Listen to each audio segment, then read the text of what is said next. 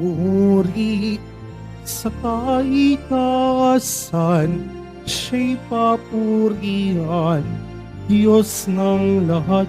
O papuri sa kaitaasan, siya'y papurihan, ngayon at magpakailanman. Umawit ang daigdigan, lahat ng naroroon. Umawit ang sangkatauhan, purihin ng Panginoon.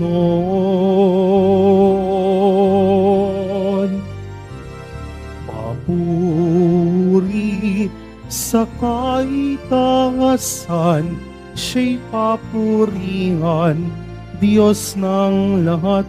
O papuri sa kaitaasan, siya'y papurihan, ngayon at magpakailanman.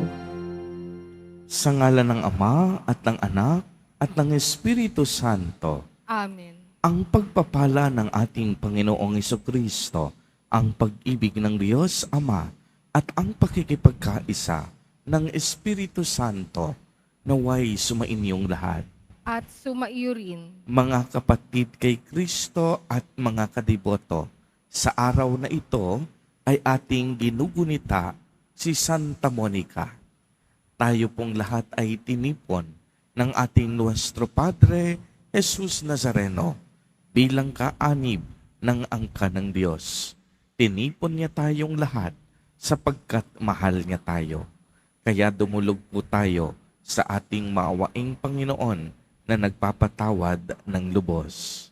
Inaamin ko sa makapangyarihang Diyos At sa inyo mga kapatid, naluba akong nagkasala sa isip, sa salita at sa gawa at sa aking pagkukulang. Kaya isinasamo ko sa mahal na Birheng Maria, sa lahat ng mga anghel at mga banal, at sa inyo mga kapatid na ako'y ipanalangin sa Panginoong ating Diyos.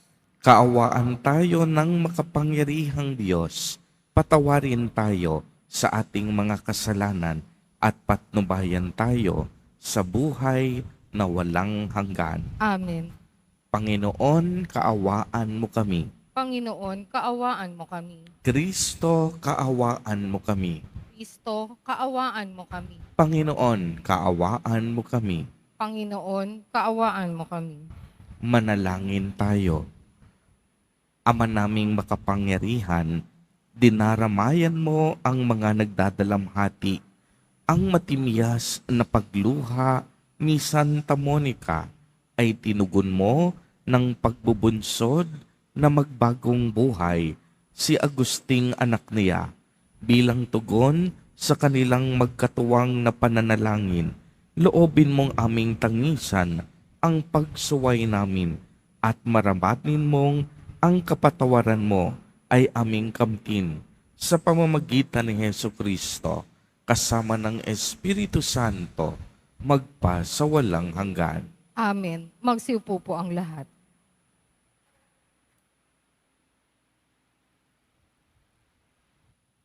Pagbasa mula sa ikalawang sulat ni Apostol San Pablo sa mga taga-Tesalonika.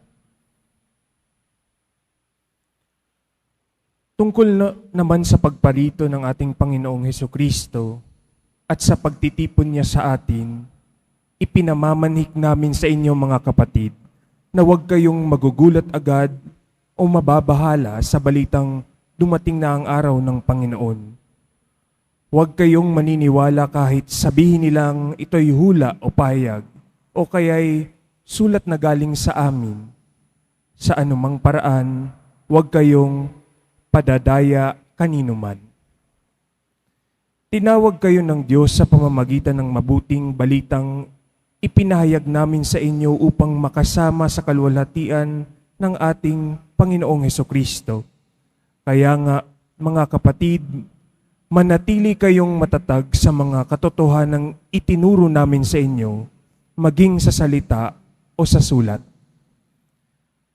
Aliwin nawa kayo ng ating Panginoong Hesukristo at ng ating Diyos at Ama na umibig sa atin at sa Kanyang habag ay nagbigay sa atin ng walang pagbabagong lakas ng loob at matibay na pag-asa.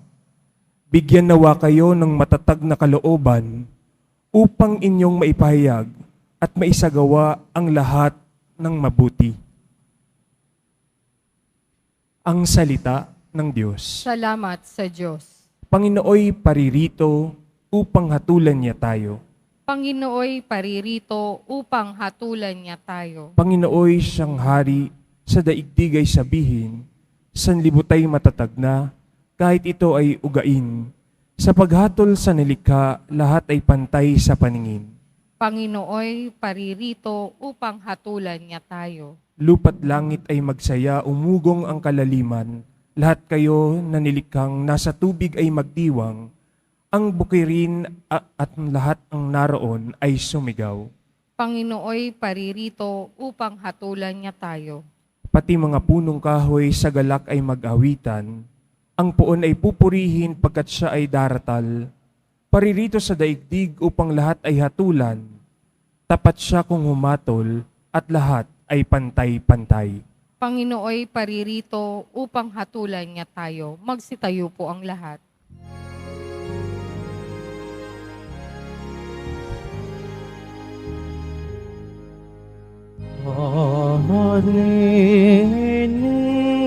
Hallelujah, Hallelujah, Hallelujah, Hallelujah. Buhay ang salita ng Diyos, ganap nitong natatalos, kanang ating inulog. Hallelujah, Hallelujah, Hallelujah,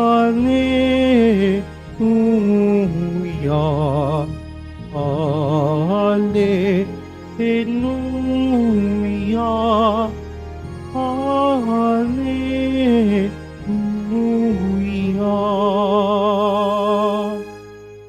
Sumainyo ang Panginoon. At sumaiyo rin. Ang mabuting balita ng Panginoon ayon kay San Mateo. Papuri sa iyo, Panginoon.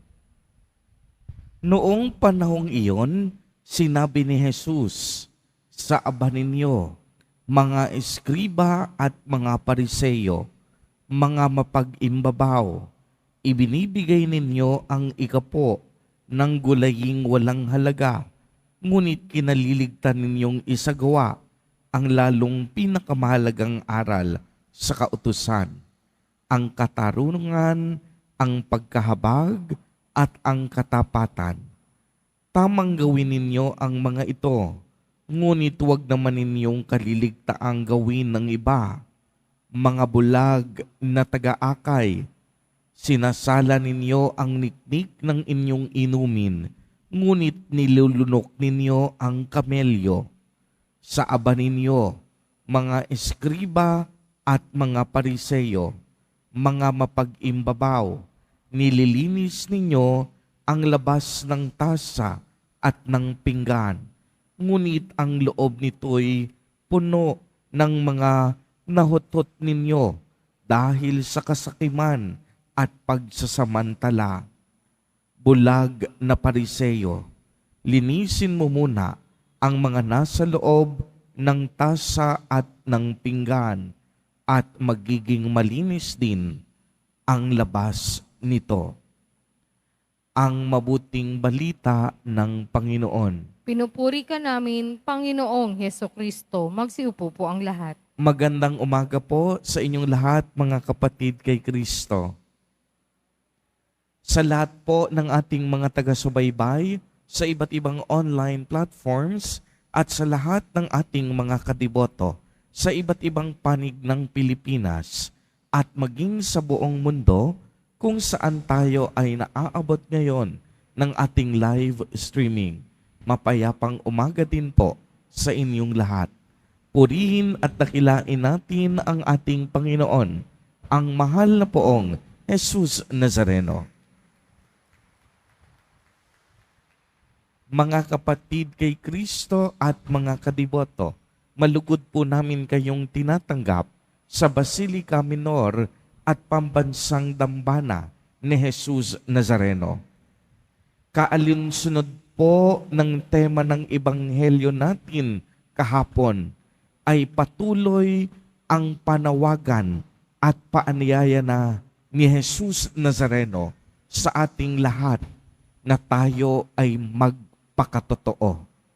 Kung inyong narinig mabuti, muling tinuligsa ni Jesus Nazareno ang mga Pariseo at mga eskriba. Narinig nating muli ang pahayag ni Jesus Nazareno, mapag-imbabaw.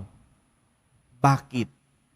Ang mga Pariseo, ang mga eskriba, magaling sa kanilang pananalita. Matalino, ngunit hindi isinasagawa ang kanilang mga itinuturo. Ang mga Pariseo, mga eskriba, dalubhasa sa aral at kautusan, ngunit kulang na kulang sa kanilang pagkilos at paggawa. Kaya nga ang paanyaya ni Jesus Nazareno, lagi niyang sinasabi sa kaniyang mga alagad, pakinggan niyong mabuti kung ano ang sinasabi ng mga eskriba at Pariseo dahil kapupulutan ninyo ng aral, subalit huwag niyong tutularan ang kanilang mga ginagawa.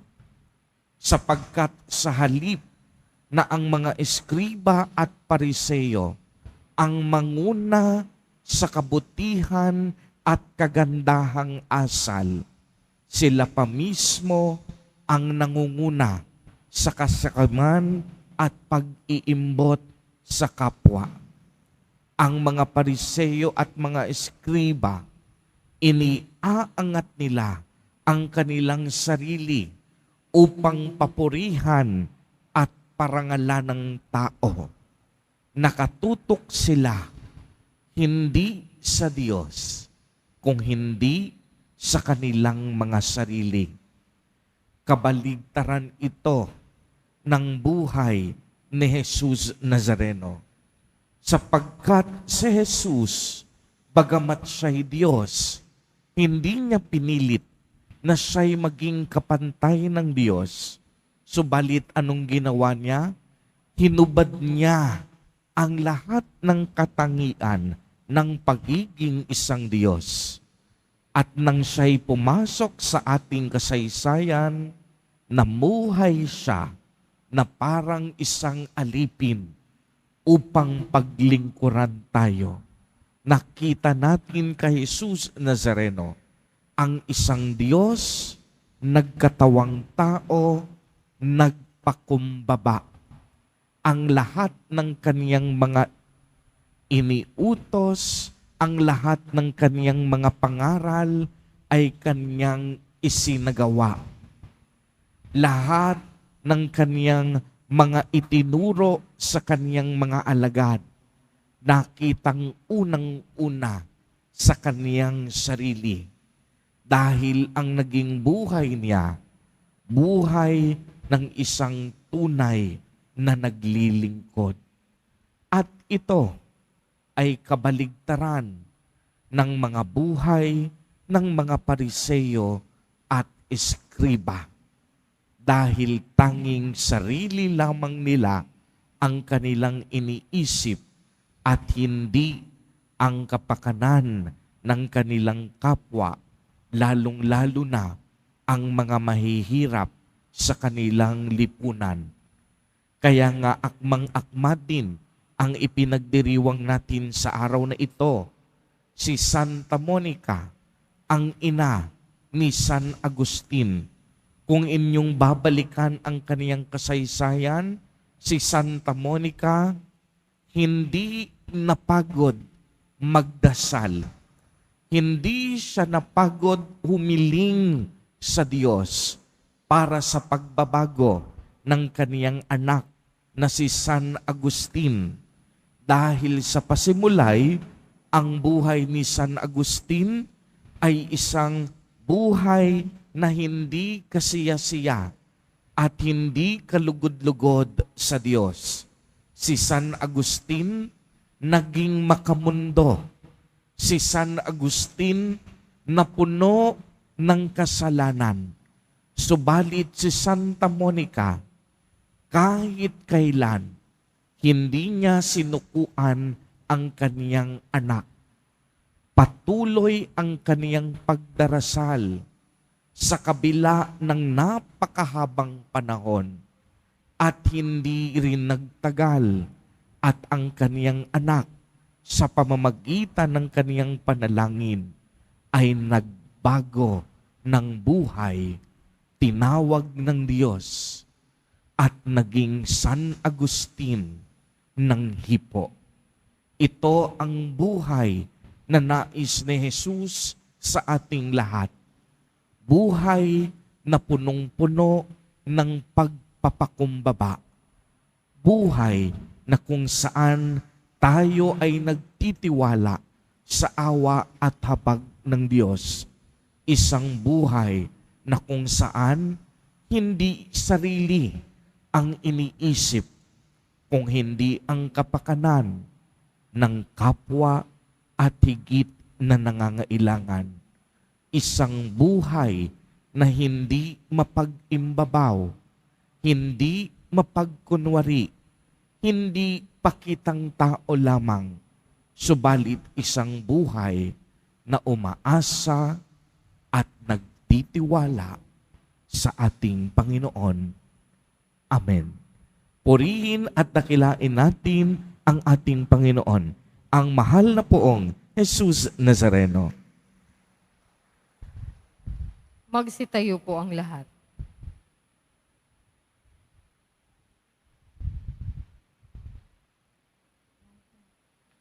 Minamahal kong mga kapatid, natitipon bilang bayan ng Diyos, dalhin natin ang ating mga pangangailangan sa Ama at manalig tayo na Kaniyang pagbibigyan ang ating mga kahilingan sa bawat panalangin ang atin pong itutugon. Ama, basbasan mo ang taos-puso naming pananalangin. Ama, basbasan mo ang taos-puso naming pananalangin. Ang simbahan naway maging gising sa kanyang tungkulin na ipalaganap ang katarungan para sa lahat sa pamamagitan ng kanyang paglilingkod sa mga dukha. Manalangin tayo.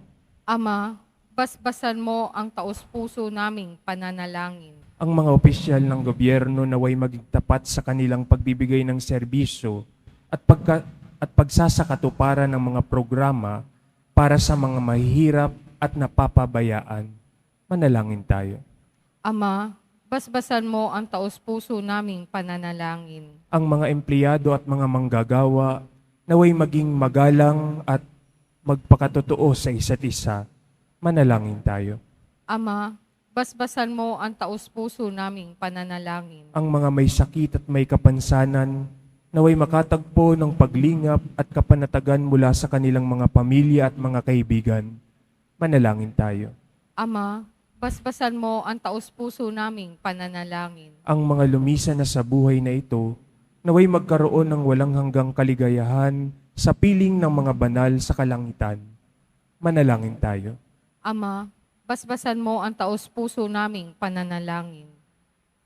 Isama din po natin sa ating mga panalangin ang mga kapatid at katiboto natin na nagdiriwang ng kanilang kaarawan sa araw na ito.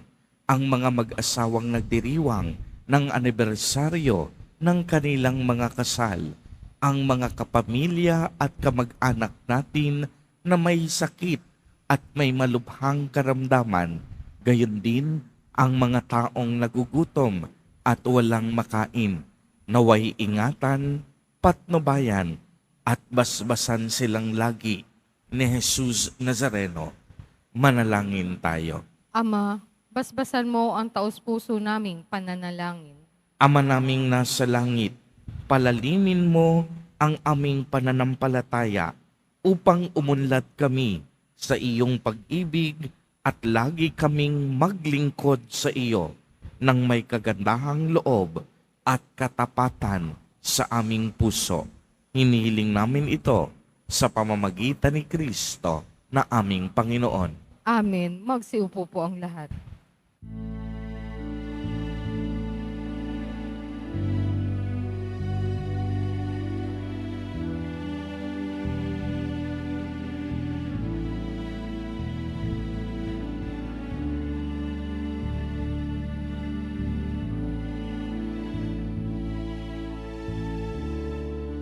Aming alay sa'yo, Panginoon.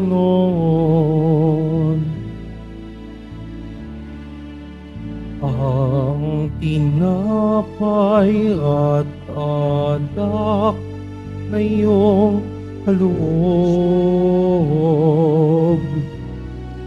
upang gunitain ang iyong buhay na inialay nang tayo'y mag-iwang ilang isang sambayanan.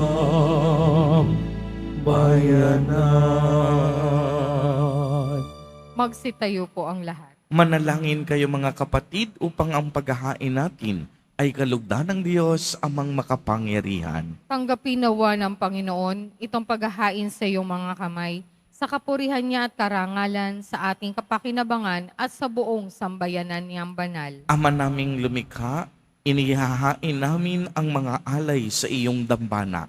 Ngayong si Santa Monica ay ginugunita, kalakip ang taimtim naming pithaya, na magdulot ang mga ito ng iyong patawad at pagpapala sa pamamagitan ni Jesucristo, kasama ng Espiritu Santo, magpa sa walang hanggan. Amen. Sumainyo ang Panginoon. At sumaiyo rin. Itaas sa Diyos ang inyong puso at diwa. Itinaas na namin sa Panginoon. Pasalamatan natin ang Panginoong ating Diyos. Marapat na siya ay pasalamatan. Ama naming makapangyarihan, tunay ngang marapat na ikaw ay aming pasalamatan.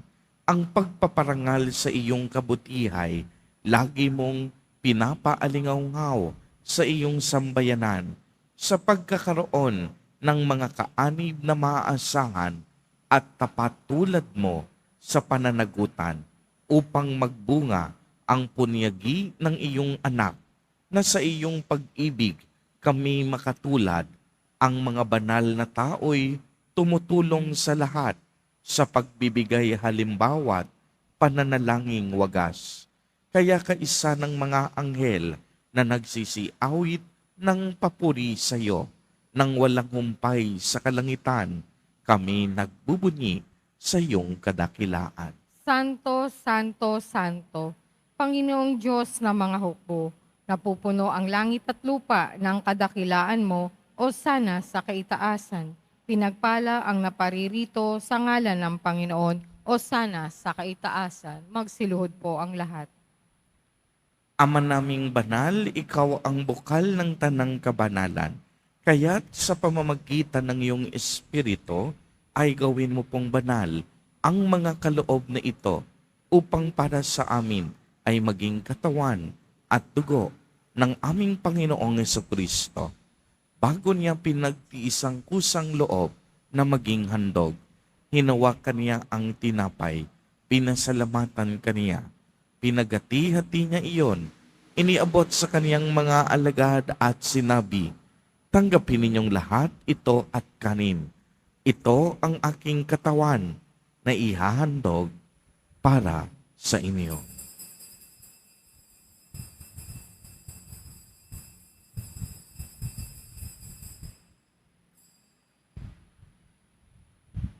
Gayon din naman noong matapos ang hapunan, hinawakan niya ang kalis, muli kanyang pinasalamatan. Iniabot niya ang kalis sa kaniyang mga alagad at sinabi, "Tanggapin ninyong lahat ito at inumin. Ito ang kalis ng aking dugo, ng bago at walang hanggang tipan, ang aking dugo na ibubuhos para sa inyo at para sa lahat sa ikapagpapatawad ng mga kasalanan. Gawin ninyo ito sa pag-alaala sa akin."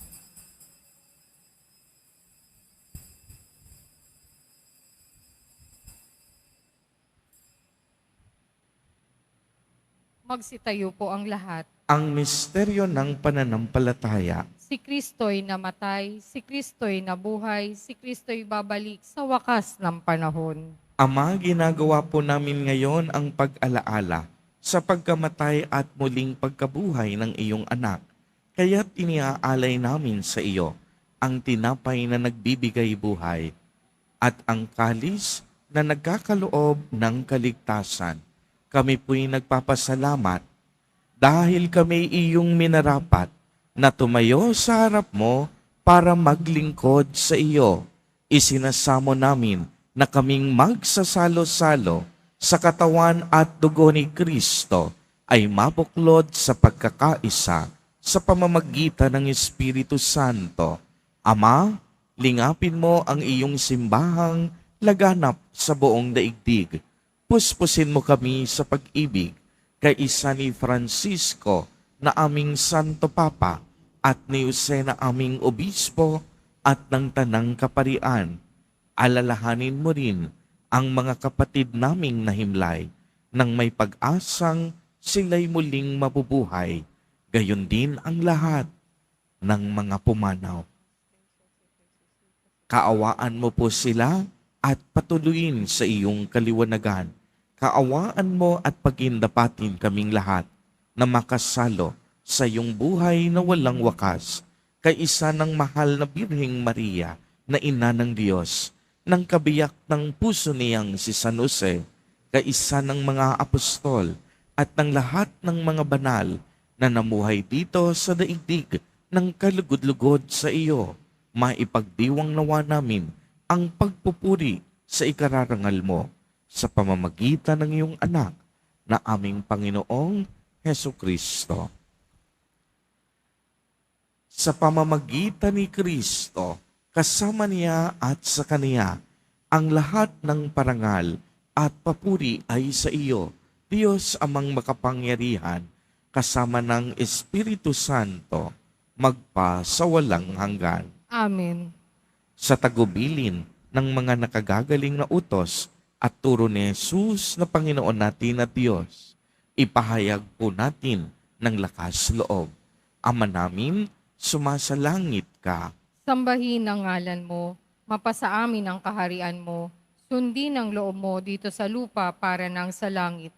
Bigyan mo kami ngayon ng aming kakanin sa araw-araw at patawarin mo kami sa aming mga sala para nang pagpapatawad namin sa nagkakasala sa amin at huwag mo kaming ipaintulot sa tukso at iadya mo kami sa lahat ng masama. Hinihiling namin na kami iadya sa lahat ng masama, pagkalooban ng kapayapaan araw-araw, iligtas sa kasalanan at ilayo sa lahat ng kapahamakan. Samantalang aming pinananabikan ang dakilang araw ng pagpapahayag ng tagapagligtas naming si Hesu Kristo. Sapagkat iyo ang kaharian at ang kapangyarihan at ang kapurihan magpakailanman. Amen. Panginoong Jesucristo, sinabi mo sa iyong mga apostol, "Kapayapaan ang iniiwan ko sa inyo, ang aking kapayapaan ang ibinibigay ko sa inyo. Tunghayan mo ang aming pananampalataya at huwag ang aming pagkakasala. Pagkalooban mo po kami ng kapayapaan at pagkakaisa ayon sa iyong kalooban, kasama ng Espiritu Santo, magpa sa walang hanggan." Amen. Ang kapayapaan ng Panginoon ay laging sumainyo. At sumaiyo rin. Magbigayan po tayo ng kapayapaan sa isa't isa. Kordero ng Diyos na nag-aalis ng mga kasalanan ng sanlibutan, maawa ka sa amin. Kordero ng Diyos na nag-aalis ng mga kasalanan ng sanlibutan, maawa ka sa amin. Kordero ng Diyos na nag-aalis ng mga kasalanan ng sanlibutan, ipagkaloob mo sa amin ng kapayapaan, magsiluhod po ang lahat. Ito ang kordero ng Diyos. Ito ang nag-aalis ng mga kasalanan ng sanlibutan. Mapalad ang inaanyayahan sa kaniyang piging. Panginoon, hindi ako karapat-dapat na magpatuloy sa iyo, ngunit sa isang salita mo lamang ay gagaling na ako.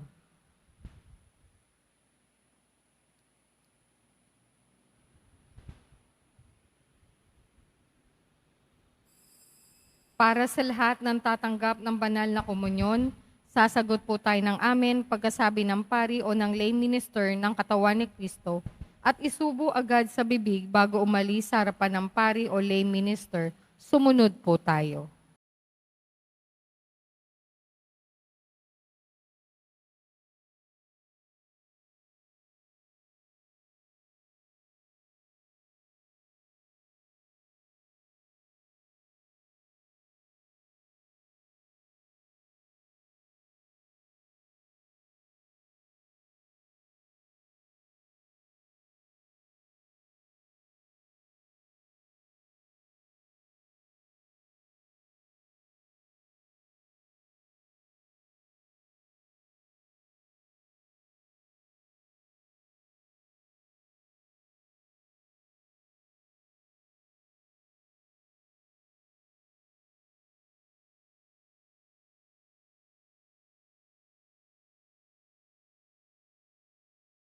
Manalangin tayo.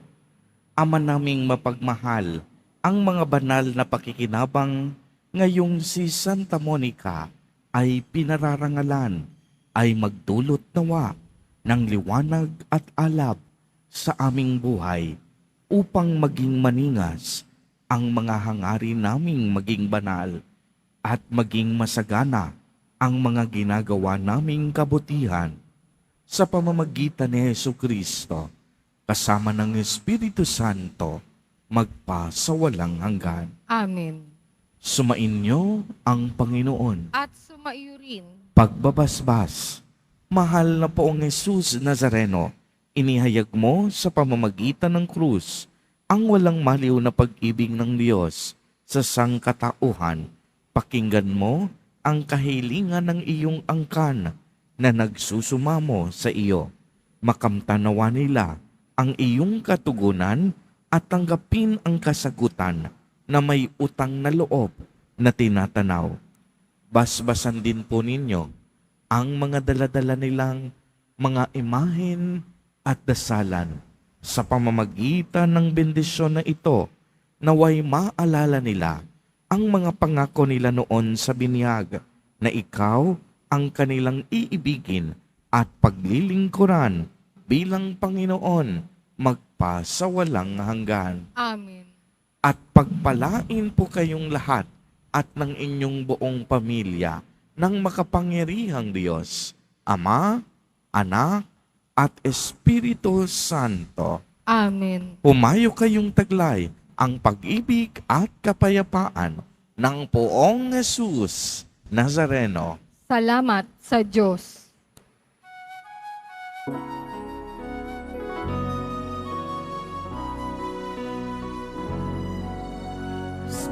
Padre Jesus Nazareno, sinasamba ka namin. Pinipinto ka namin.